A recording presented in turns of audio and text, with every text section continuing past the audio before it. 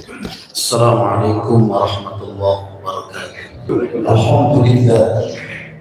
Nahmaduhu wa nasta'inuhu wa nastaghfiruh. Wa na'udzu billahi min shururi anfusina wa min sayyiati a'malina. May yahdihillahu fala mudilla lahu wa may yudlil fala hadiya lahu. Asyhadu an la ilaha illallah wahdahu la syarika lahu wa asyhadu anna Muhammadan abduhu wa rasuluhu la nabiyya ba'dahu. Allahumma shalli wa sallim ala sayyidina Muhammadin wa ala alihi wa sahbihi ajma'in. Amma ba'du fa ya ibadallah, usikum wa nafsi bittaqwallahi wa ta'atihi faqad faza al-muttaqun. Qala ta'ala أعوذ بالله من الشيطان الرجيم يا أيها الذين آمنوا اتقوا الله حق تقاته ولا تموتن إلا وأنتم مسلمون صدق الله العظيم.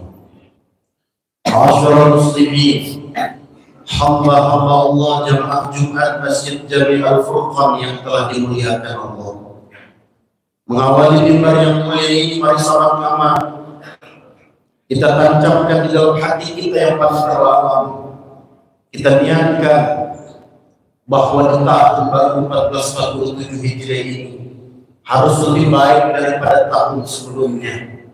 Mari sama-sama kita mencanangkan dalam hati kita, kita perbaharui niat kita, kita perkuat iman dan Islam kita dengan harapan dan doa kita, mudah-mudahan dengan wasiat takwa pada Jumat ini menggugah semangat kita untuk sama-sama senantiasa istiqamah di jalan Allah Subhanahu wa taala.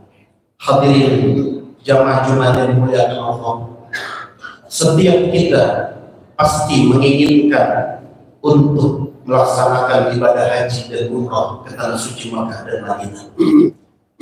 Bahwa pencapaian seorang muslim yang paling tinggi adalah mendapatkan predikat mabrur. Karena Nabi SAW menyatakan al-hajjul mabrur laisa lahul jaza illa jannah. Haji yang mabrur tidak ada balasan kecuali surganya Allah Subhanahu wa taala. Tapi tahukah hadirin, ternyata ada hamba Allah yang diistimewakan oleh Allah. Fisiknya tidak sampai ke Mekah, jasadnya tidak wukuf di padang Arafah, badannya tidak mabit di Muzdalifah, tetapi dia mendapatkan predikat haji yang mabrur di hadapan Allah Subhanahu wa taala. Kisah ini banyak diceritakan oleh para ulama, banyak ulama mengutip kisah ini.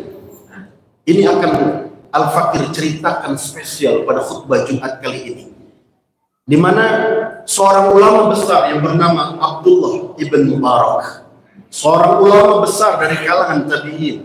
Satu ketika beliau melaksanakan ibadah haji, beliau tertidur dalam mimpinya, turun dua sosok malaikat berbincang-bincang di hadapan Ka'bah. Yang satunya bertanya, kamil hujjaj fi hadzal 'am, ada berapa jamaah haji tahun ini? Fa'ajabal akhar, kemudian malaikat yang satu menjawab, sab'umi'ati alafi haji, kira-kira ada 700.000 jamaah haji. Lalu malaikat yang satu bertanya lagi, ada berapa yang hajinya diterima di hadapan Allah? Lalu malaikat yang satu menggelengkan kepala, dia menyatakan, tidak ada satu orang pun yang diterima hajinya tahun ini. Terkejut Syekh Ibn Mubarak dalam tidurnya, berlinangan air mata, dia berkata, ya Allah ya Rabb, kalau seluruh umat yang tidak mendapatkan ibadah haji tahun ini, berarti termasuk saya ini ya Allah. Berarti sia-sia, panas, kedinginan, capek melaksanakan ibadah haji, ternyata tidak ada nilai di mata Allah Subhanahu wa taala. Kemudian malaikat melanjutkan perbincangannya. Tapi tahukah, ada satu orang yang bernama Abdullah Ali bin Muwaffaq al-Ishkafi. Al-Ishkafi artinya tukang sol sepatu. Dia bukan ustaz, dia bukan kiai, dia bukan ulama.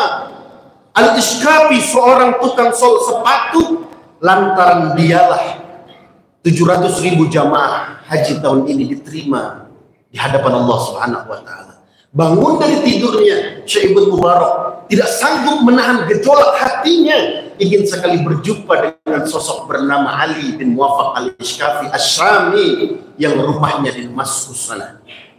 Pulang Syekh Ibn Mubarak, tidak langsung dia pulang ke rumahnya. Dia berangkat untuk ke Damaskus mencari di mana yang bernama Ali bin Muwaffaq al-Ishkafi. Berjumpa dengan orang tukang sol sepatu, tapi namanya bukan Ali, bukan itu. Berjumpa dengan tukang sol sepatu, namanya Ali, tapi ayahnya bukan Muwaffaq, bukan itu. Singkat cerita, dia bertanya, "Mas muka, siapa namamu?" "Ismi Ali, namaku Ali." "Wa masma abaka, siapa nama ayahmu?" "Muwaffaq, Allah karim." "Engkau Ali bin Muwaffaq al-Ishkafi?" "Betul saya Syekh Ibn Mubarak." "Ya Allah Tuan Syekh, ada apa Tuan Syekh?" "Aku datang ke sini untuk memberikan kabar gembira untukmu." "Kabar gembira apa, Syekh?" "Aku tidak akan bercerita sebelum engkau cerita terlebih dahulu kenapa engkau tidak berhaji tahun ini." Lalu Ali bin Muwaffaq pun bercerita, "Tuan Syekh, kerjaku setiap hari mengesol sepatu. Aku tabung, aku sisihkan dari penghasilanku untuk melaksanakan ibadah haji. Tapi ternyata ketika istriku sedang hamil, istriku sedang mengidam, di satu malam ketika aku sedang berbincang-bincang dengan istriku mencium aroma masakan yang nikmat dan lezat, sehingga aku pun mencari di mana letak daripada tempat masakan yang nikmat lezat itu. Alangkah terkejutnya aku bertemu dengan gubuk rel tua, dan di dalamnya ada seorang janda dengan 6 orang anak yatim.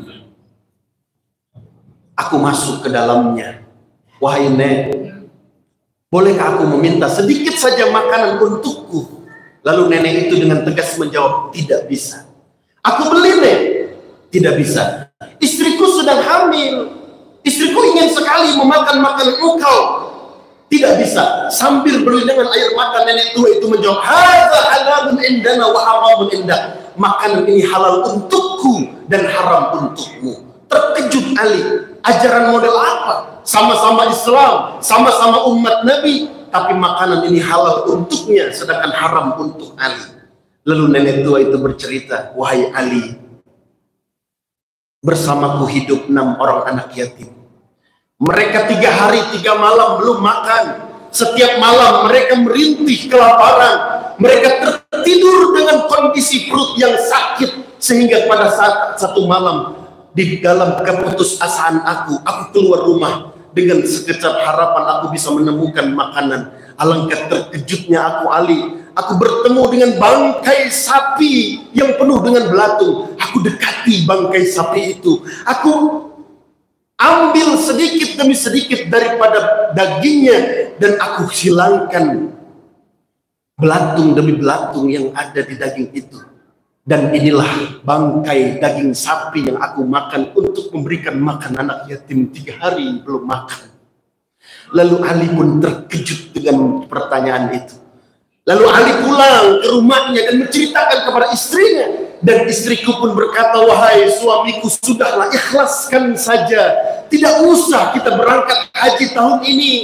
Tetangga kita ada yang belum makan. Anak-anak yatim jangan sampai makan bangkai." Lalu Ali pun bergegas dengan istrinya sampai ke rumah anak yatim itu, dan dia memberikan makan yang nikmat dan lezat. Dan Ali pun sambil meneteskan air mata dia berdoa, "Ya Allah, ya Rabb, hajiku terdampar di rumah anak yatim ini. Kalau yang lain wukuf di padang Arafah, aku wukufnya di rumah anak yatim ini saja, ya Allah. Kalau mereka mampir di Muzdalifah, aku mampirnya di rumah anak yatim ini saja, ya Rabb. Ternyata ada anak yatim yang belum makan. Terimalah hajiku, ya Allah." Maka kemudian Syekh Ibn Mubarak pun berkata, "Wahai Ali, beruntung engkau, laksana engkaulah, karena kedermawananmu engkau diterima hajinya, dan 700.000 jamaah haji tahun ini mendapatkan peringkat haji yang mabrur lantaran kedermawananmu kepada anak-anak yatim tersebut." Maka hadirin yang dimuliakan Allah, melalui mimbar ini Al-Fakir ingin mengajak kepada kita semua, mari sama-sama kita tingkatkan kepedulian sosial di antara kita. Bahwa ada kaidah mengatakan al-muta'addiyatu afdalu minal qasirah. Ibadah individu, ibadah sosial lebih utama daripada ibadah individu. Ketika kita menyantuni anak yatim, beruntung kita ambil dari gaji kita santuni anak-anak yatim piatu yang mereka setiap hari merintih kelaparan. Kita berikan perhatian lebih kepada mereka, kita ajak mereka berenang. Jangankan berenangnya, baru sampai di mobil kita saja mereka sudah terharu luar biasa. Ketika mereka bahagia, maka Allah pun akan membahagiakan kita. Ketika kita memuliakan mereka, maka Allah pun sontak akan memuliakan kehidupan kita. Bahkan Nabi menyatakan, aku bersama orang-orang yang menyantuni anak yatim. Barakallahu li wa lakum bima fihi minal ayati wa zikril hakim. Wa taqabbalallahu minna wa minkum wastaghfiru innahu huwal ghafurur rahim. Allahumma salli wa sallim wa barik ala sayyidina Muhammad wa ala ali sayyidina Muhammad. Alhamdulillahilladzi hadana lihadza wa ma kunna linahtadiya laula an hadana Allah. Asyhadu an la ilaha illallah wahdahu la syarika lah wa asyhadu anna Muhammadan abduhu wa rasuluhu la nabiyya ba'dah. Allahumma salli wa sallim ala sayyidina Muhammadin wa ala alihi wa sahbihi ajma'in. Amma ba'du fa ya ibadallah, usikum wa nafsi bittaqwallah wa ta'atihi faqad faza fawzan azima. Wa'lamu anna Allah amarakum bi amrin bada'a fihi bi nafsihi wa sanna bi malaikatil musabbihati bi qudsihi faqala ta'ala a'udzu billahi minasy syaithanir rajim. Inna Allah wa malaikatahu yusholluna 'alan nabi ya ayyuhalladzina amanu shallu 'alaihi wa sallimu taslima.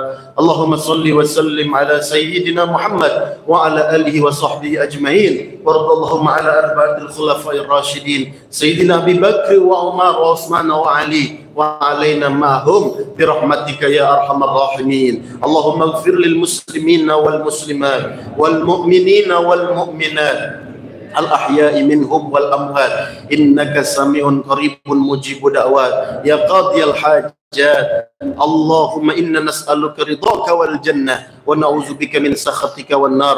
Rabbana ighfir lana dhunubana wa li ikhwanina alladhina sabaquna bil iman wa la taj'al fi qulubina ghillan lil ladzina amanu rabbana innaka ra'ufur rahim. Rabbana atina fid dunya hasanah wa fil akhirati hasanah wa qina azaban nar. Fadlika subhana rabbika rabbil izzati amma yasifun wa salamun alal mursalin walhamdulillahi rabbil alamin. Ibadallah, inna Allah ya'muru bil adli wal ihsan wa ita'i dzil qurba wa yanha 'anil fahsya'i wal munkari wal baghi ya'idzukum la'allakum tadhakkarun. Fadhkurullahal azim yadhkurkum washkuru min ni'amihi yazidkum wa la dzikrullahi akbar.